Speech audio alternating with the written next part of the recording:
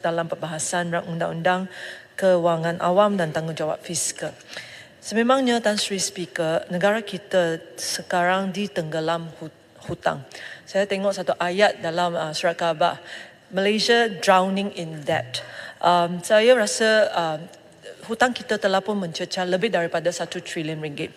Bayar faedah sahaja 46 bilion ringgit setiap tahun. Ia bermaksud bahawa kita perlu bayar faedah saja, bukan prinsipal. Faedah saja setiap hari 126 juta, setiap jam 5.25 juta setiap saat.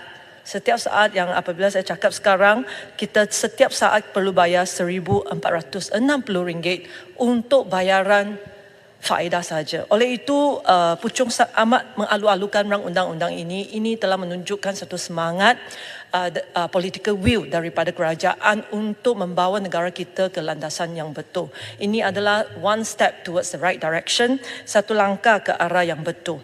Tetapi apabila Puchong membaca rang undang-undang ini dan dengan teliti peruntukan section-section, saya berasa bahawa mungkin kita boleh tambah baik lagi untuk masa depan. So yang satu, saya tengok baca peruntukan ini semacam satu job description untuk Menteri Kewangan saja.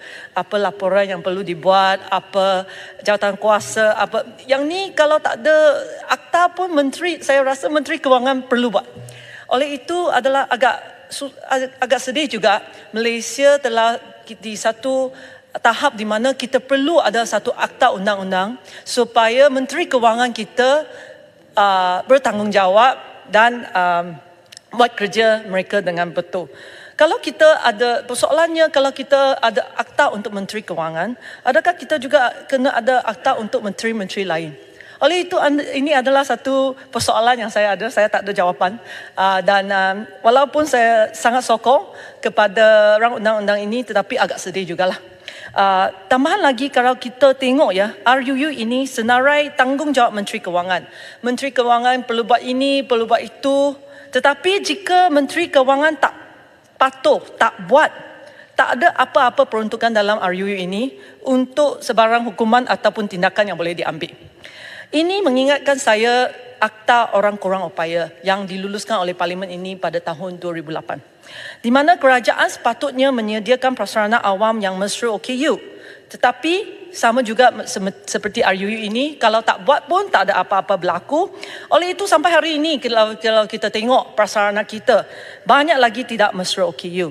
So oleh itu saya nak penjelasan daripada kementerian, apakah langkah yang akan dibuat supaya ia tidak menjadi setakat kosmetik sahaja.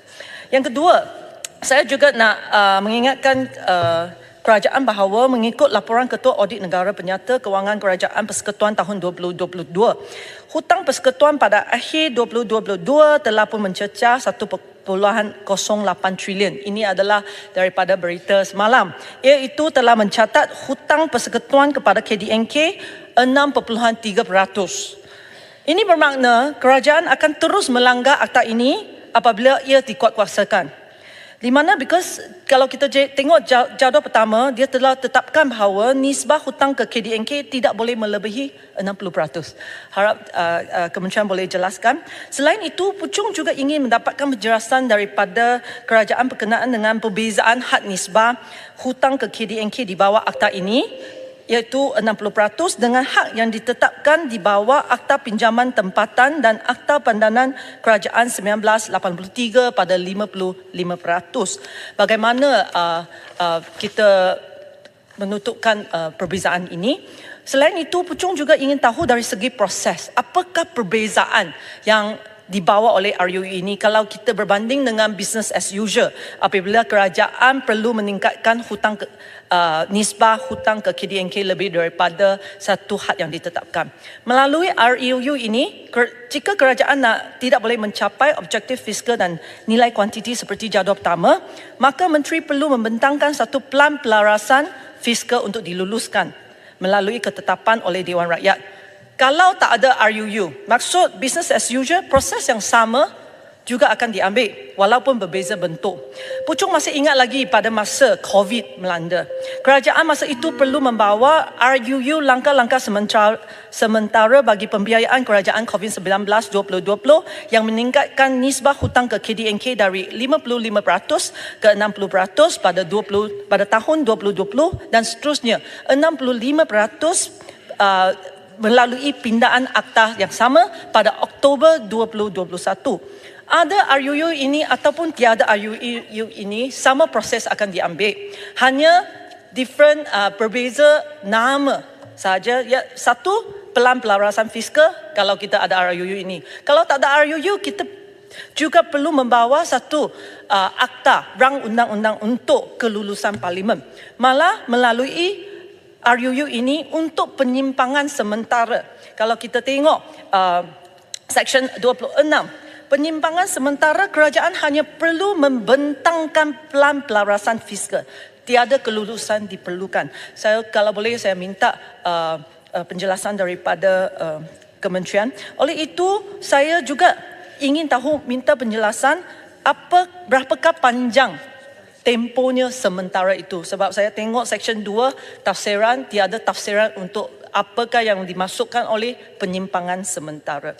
Akhirnya Puchong juga ingin minta penjelasan kenapa hak liability persekutuan tidak dimasukkan dalam hak akta ini dalam jadual pertama. Itu sahaja yang saya nak dapatkan penjelasan daripada kementerian. Walaupun saya ada sikit teguran, tapi Tan Sri Speaker, Puchong sangat mengalu-alukan dan sangat setuju dengan pembentangan RUU ini. Terima kasih. Saya jemput Kuala Krai.